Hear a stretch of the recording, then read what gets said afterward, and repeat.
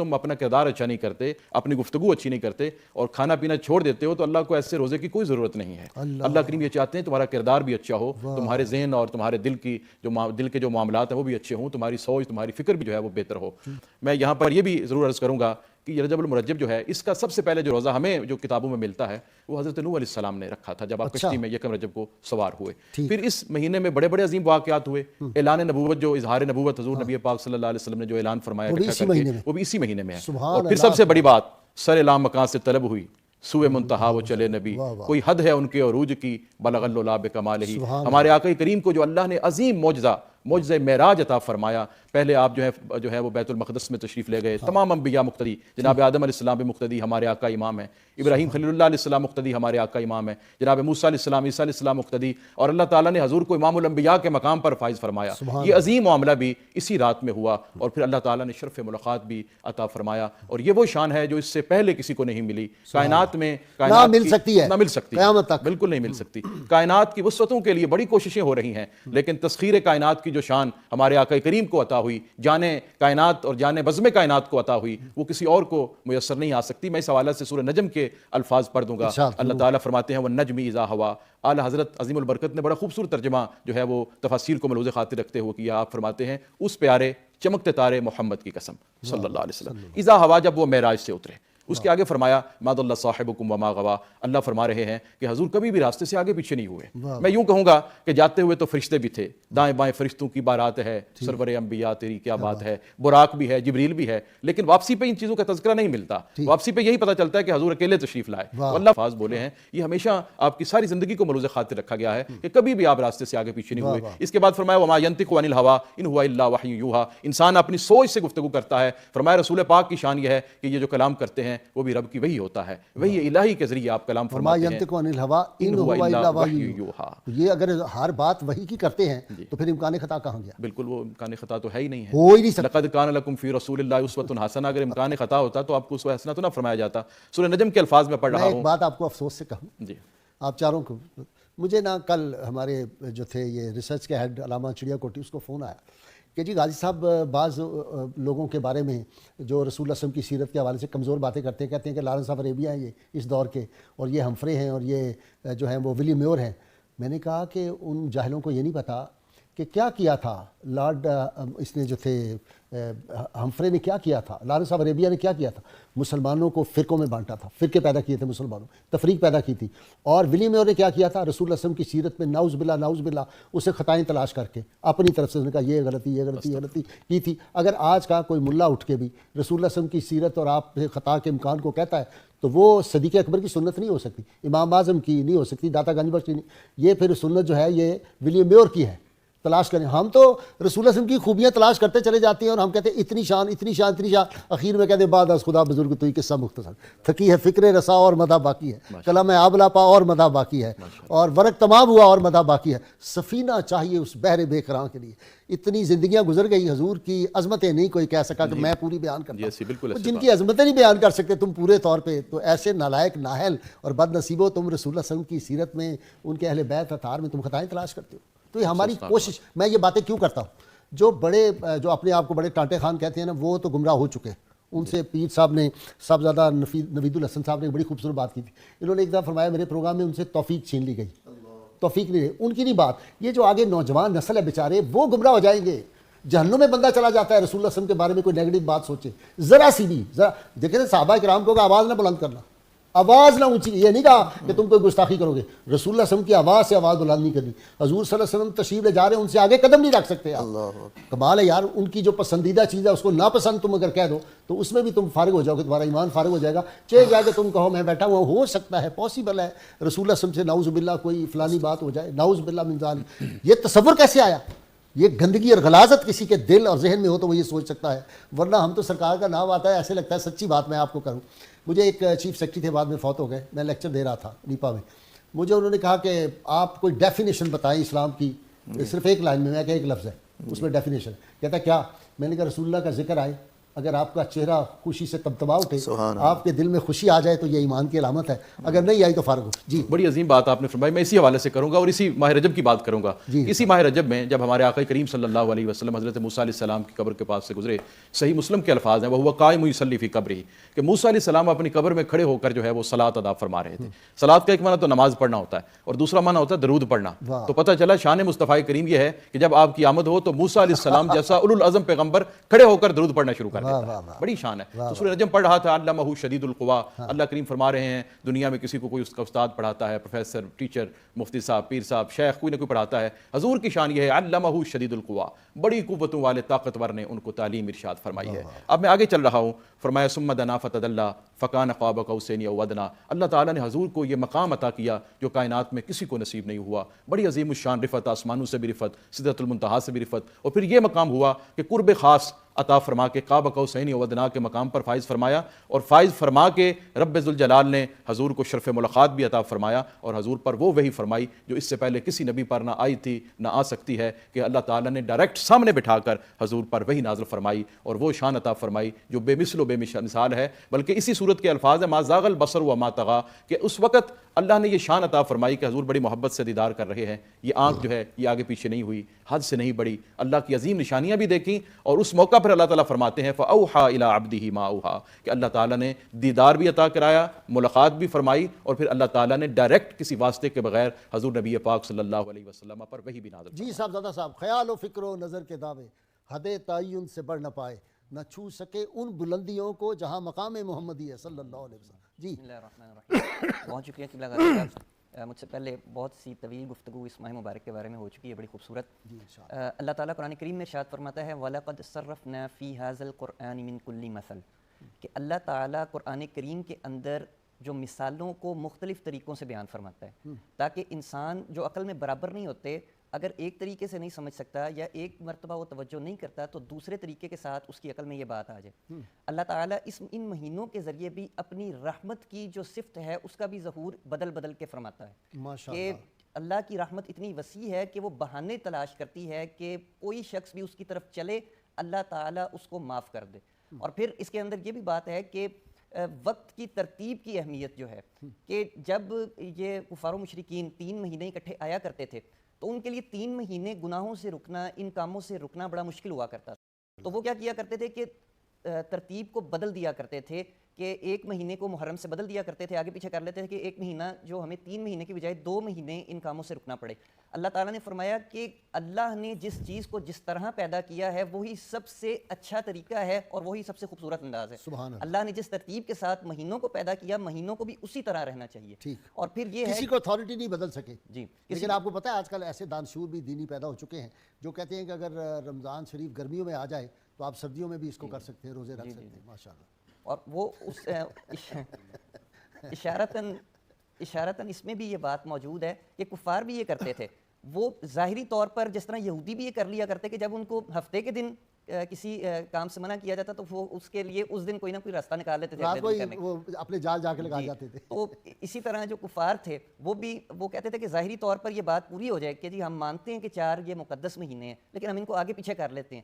تو عبادات کے اندر جو چیز جس طرح سے اللہ تعالیٰ نے فرض کی ہے اور جس انداز میں اس کی روح ہے اس کے مطابق ہی ان عبادات کو کرنا چاہیے, ان کو بدلا نہیں جا سکتا. اسی وجہ سے روزے جو ان سے ہیں آج مسلم امہ میں, جس طرح آپ نے فرمایا کہ ایسے لوگ بھی ہیں جو کہنے لگ پڑے ہیں, اور یہی کام عیسائی کیا کرتے تھے کہ وہ جب موسم کی سختی آیا کرتی تو وہ روزوں کے اوقات کو بدل دیا کرتے تھے.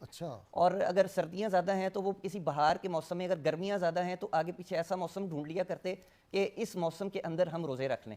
اور پھر اللہ تعالیٰ نے اس کے اندر یہ بھی ارشاد فرمایا کہ ان عدت الشہور عند اللہ 12 شہرا, کہ وقت کی طرف انسان کی توجہ دلائی کہ وقت اللہ تعالیٰ کی کتنی بڑی نعمت ہے. اللہ نے تمہیں یہ وقت عطا کیا ہے, تم اس کی قدر کرو, اور اللہ تمہیں جو مواقع فراہم کرتا چلا جا رہا ہے کسی موقع کو بھی تم اویل کر لو اور اللہ کی بارگاہ میں تقرب کو حاصل کر لو. اچھا صاحب جتنے بھی دانشور ہیں نا دنیا بھر کے, مسلمان یا غیر مسلم سارے ہی, وہ سب کہتے ہیں کہ زندگی اصل وقت کا نام ہے. جو آدمی وقت ضائع کرتا ہے گویا وہ اپنی زندگی برباد کر رہا ہے. وہ کہتے ہیں time is life and life is time. جی تو زمانے کا اللہ تعالیٰ نے اس طرف اس کے اندر اشارہ بھی فرمایا اور بہت سے اور مقامات پر کہ زمانہ اور جو تمہیں وقت دیا گیا اللہ کی بہت عظیم مخلوق ہے, اس کی قدر کرو. اور پھر یہ جو اس مہینے کے اندر رجب کے اندر روزوں کا خاص طور پر اہتمام فرمانے کا حکم دیا گیا ہے نبی کریم صلی اللہ علیہ وسلم کی طرف سے، اس کی وجہ یہ بھی ہے کہ اس کے جو روزے ہیں وہ جس طرح نماز کے اندر فرائض سے پہلے سنتیں آتی ہیں نا، اسی طرح رمضان کے فرض روزوں سے پہلے یہ نفل روزے آتے ہیں، اور جو زیادہ عبادت گزار اللہ کا برگزیدہ ہوتا ہے وہ فرائض کے ساتھ ساتھ سنتوں کا بھی اہتمام کرتا ہے، تو جو سنتوں کا زیادہ اہتمام کرتا ہے، نوافل کا زیادہ اہتمام کرتا ہے، اللہ تعالیٰ اس کو قرب بھی زیادہ عطا فرماتا ہے اور اس کے درجات کو بھی بلند فرماتا ہے۔ اور اسی طرح اس یہ جو مہینہ ہے رجب کا مہینہ، اس کے اندر صرف اور صرف روزے رکھنا ہی ضروری نہیں ہے، بلکہ آپ کوئی بھی اچھا عمل کریں، آپ صدقہ و خیرات بھی اس میں کریں، اس کا بھی ثواب آپ کو زیادہ ملے گا، آپ کوئی دوسرے نوافل کو ادا کریں، اس کا ثواب بھی آپ کو زیادہ ملے گا۔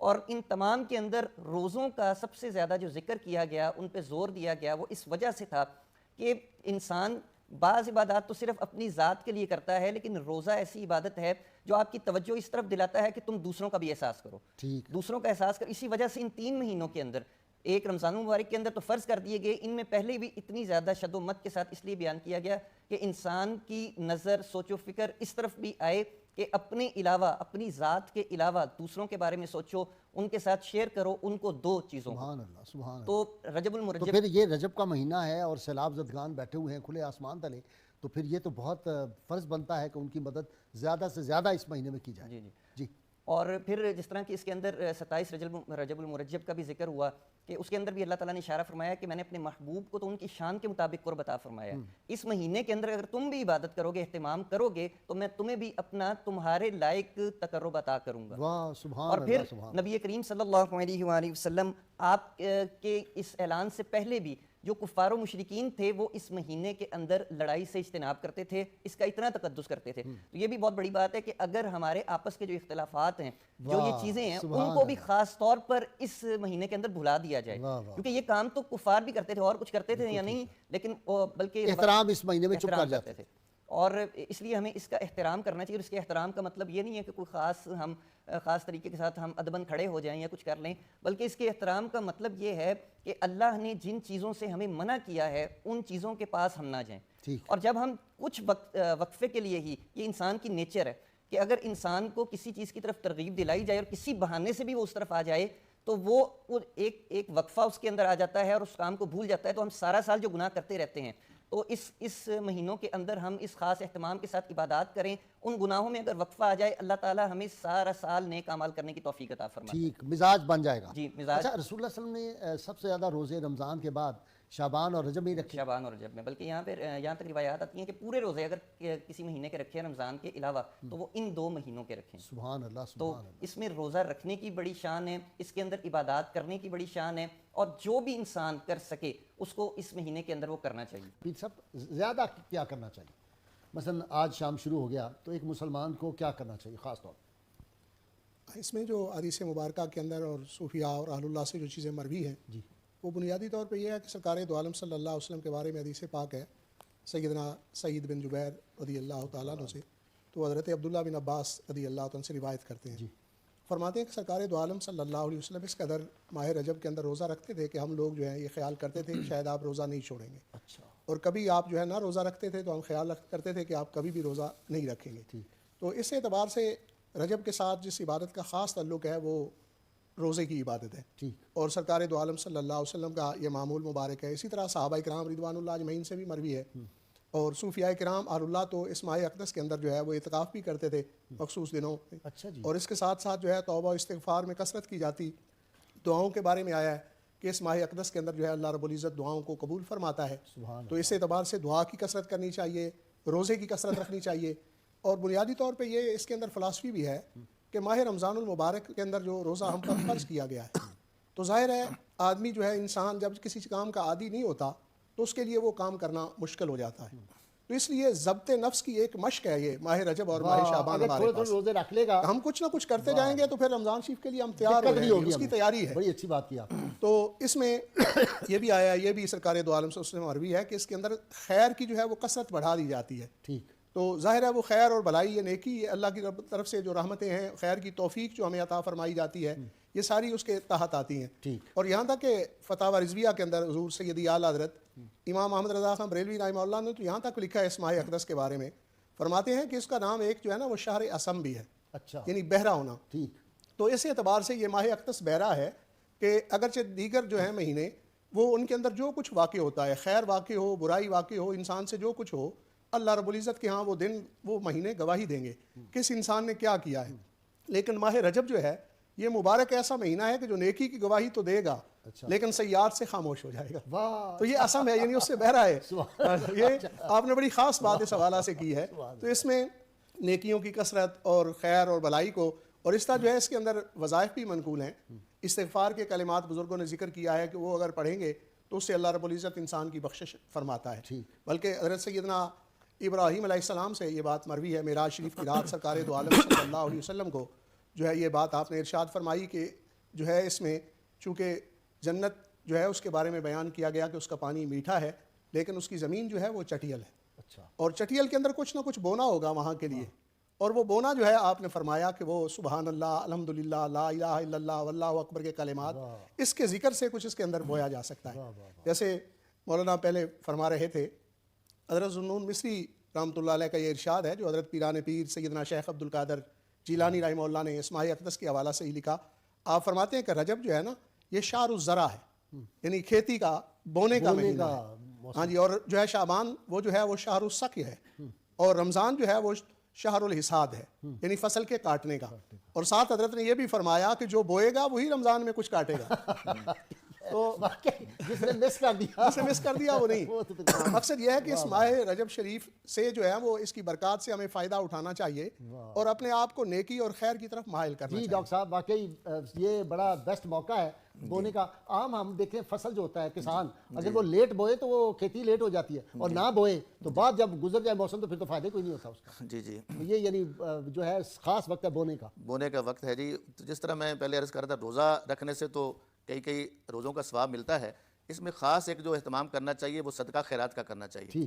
یہاں تک روایات میں آتا ہے کہ جو رجب میں صدقہ کرتا ہے دیتا ہے تو اس کو اللہ تعالیٰ جہنم سے اتنا دور کر دیتا ہے جس طرح کوا جو اپنے گھونسلے سے پہلے دن سفر شروع کرے اور جہاں جا کر وہ اس کی زندگی ختم ہو جائے، یعنی 500 سال تک جتنا وہ چلے گا تو بندہ یہ جہنم سے اتنا دور ہو جائے گا جو اس مہینے میں صدقہ دے گا. اور نبی کریم صلی اللہ علیہ وسلم کا واضح ارشاد ہے جی، آپ نے فرمایا کہ جو اللہ کی راہ میں مال دے گا، میں نبی گواہی دیتا ہوں کہ مال کم نہیں ہوگا، مال بڑھے گا. سبحان اللہ. اب ہماری سوچوں میں آئے یا نہ آئے، میرے پیارے آقا صلی اللہ علیہ وسلم نے کتنی ترغیب دی. آج جو ہمارے لوگ بیچارے باہر آسمان نیچے بیٹھے ہوئے ہیں، اور بعد آپ دیکھتے ہیں میڈیا آج کا دکھا رہا ہے کہ 2 ٹائم کا لوگوں کو کھانا میسر نہیں ہے بعضوں کو. اور اب تو جو مہنگائی ہو گئی ہے، یہ تو ایک ہے نا مصیبت زدہ جو بیٹھے ہوئے ہیں. جی جی اب تو جو گھروں میں بیٹھا ہے ہمارا غریب طبقہ جو ہے یا سفید پوش طبقہ، وہ آٹا حضرت صاحب آپ کے سامنے ہے 160 روپے کلو آٹا. جی جی اسی طرح سفید پوش بیچارہ جو ہے نا وہ پسا ہوا ہے اس دور میں، اور پریشان پس رہا ہے. بہت ابھی پس یہ رہا جو ہے. معاہدے ہو رہے ہیں اس سے تو اور تباہی آ رہی ہے ہمارے اوپر. اس لیے میں یہ حدیث پوری کر دوں. فرمایا کہ جو مال خرچ کرے گا، میں نبی گواہی دیتا ہوں، مال کم نہیں ہوگا، مال بڑھے گا. اور جو زیادتی کرنے والے کو معاف کر دے گا، اللہ تعالیٰ اس کی عزت میں اضافہ فرمائے گا. سبحان اللہ. اور تیسری چیز آپ نے بیان فرمائی جس کی آج بہت زیادہ ضرورت ہے کہ ہر بندہ متکبر ہے، غرور ہے، کسی کو علم پر ہے، کسی کو دولت پر ہے، کسی کو عہدے پر ہے. نہ عہدے رہنے ہمیشہ، نہ مال رہنا ہے، اور یہ ساری چیزیں ختم ہونی. حضور نے فرمایا جتنا جو عاجز ہوگا اللہ اس کو اتنی اونچائی اور بلندی عطا فرمائے. سبحان اللہ. تو اس لیے آج ہمیں ان باتوں پہ عمل کرنا چاہیے. یہ پیارا مہینہ ہے، اس میں زیادہ سے زیادہ صدقہ و خیرات دینا چاہیے تاکہ جو ہمارے لوگ جن کو ضرورت ہے وہ اپنی ضرورتیں پوری کر سکیں. اور اس کے ساتھ ساتھ میں دعا کے حوالے سے پہلے عرض کر چکا ہوں، خصوصاً اس مہینے میں دعاؤں کا دیکھیے نا جی، وہ ذات وہ ہے کہ جس سے زیادہ مانگنے سے وہ خوش ہوتا ہے. باقی دنیا کا نظام کچھ اس طرح ہے کہ جس سے آپ جتنا زیادہ مانگتے ہیں وہ ناراض ہوتا ہے. لیکن وہ ذات وہ اعلان فرما رہا ہے کہ پیارے محبوب صلی اللہ علیہ وسلم وَإِذَا سَأَلَكَ عِبَادِي عَنِّي فَإِنِّي قَرِيبٌ أُجِيبُ دَعْوَةَ الدَّاعِ إِذَا دَعَانِ. محبوب جب یہ لوگ آپ کے سائل بن کے آئیں، آپ سے سوال کریں، انہیں بتا دو کہ آپ کا رب قریب ہے اور جب بھی آپ دعا کریں وہ آپ کی دعا سنتا ہے. تو اس لیے اس مہینے میں خصوصاً دعاؤں کا اہتمام کرنا چاہیے تاکہ یہ ہماری جو مشکلات ہیں اور پریشانیاں ہیں اور بے سکونی آج گھر گھر میں ہر بندہ پریشان نظر آ رہا ہے. اس لیے ہمیں چاہیے کہ ہم دعاؤں کا اہتمام کریں تاکہ اللہ کی رحمت اور اس کا کرم خاص کر کے ہمیں نصیب ہو. جی صاحب 1 منٹ کی کوئی بات آپ کریں گے اور 1 منٹ کی 1 منٹ میں بات کرنے لگا ہوں کہ نماز بھی اسی مہینے میں عطا ہوئی، اس لیے نماز کا اہتمام کرنا چاہیے. زکوٰۃ کا حکم بھی اسی مہینے میں آیا، اس لیے بعض بزرگان دین اس مہینے میں زکوٰۃ دیتے ہیں، بعض رمضان میں دیتے ہیں. اور آخری بات جو میں کرنا چاہتا ہوں جو بہت ضروری بات ہے کہ یہ وہ مہینہ ہے جس میں اسد اللہ الغالب فاتح خیبر شیر خدا حضرت علی کرم اللہ وجہ الکریم کی جلوہ گری ہوئی. اور جب آپ تشریف لائے 3 دن آپ نے آنکھیں نہیں کھولیں. حضور جب تشریف لائے تو آپ نے سب سے پہلے جو نظر جس ہستی پر ڈالی ہے وہ چہرہ وہ مصطفیٰ. انتظار میں تھے نا, اسی چہرہ انتظار- مصطفیٰ کے علاوہ کوئی اسی- نہیں میں نے دیکھنا, اسی سب سے انتظار پہلے وہی دیکھنا. جی ارشاد, 1 منٹ کی بات. جی, تو اس ماہ مبارک کے اندر جس طرح پہلے بھی بیان ہوا کہ نبی کریم صلی اللہ علیہ وسلم رمضان سے پہلے بعض روایات میں کہ 6 مہینے پہلے سے اس کی تیاری شروع کر دیا سبحان کرتے. اللہ, تو اس کی نسبت آپ نے اللہ کی طرف کی ہے, اور ہمیں اس سے زیادہ بڑی نسبت ہو نہیں سکتی, تو ہمیں اس کا پاس رکھنا چاہیے اور اس کے بہت اندر کم از کم شکریہ گناہوں سے بچنا سعدہ چاہیے. صاحب, آپ کا بہت شکریہ. سعدہ عثمان آپ کا بھی, پیر صاحب آپ کا بہت شکریہ, ڈاکٹر صاحب آپ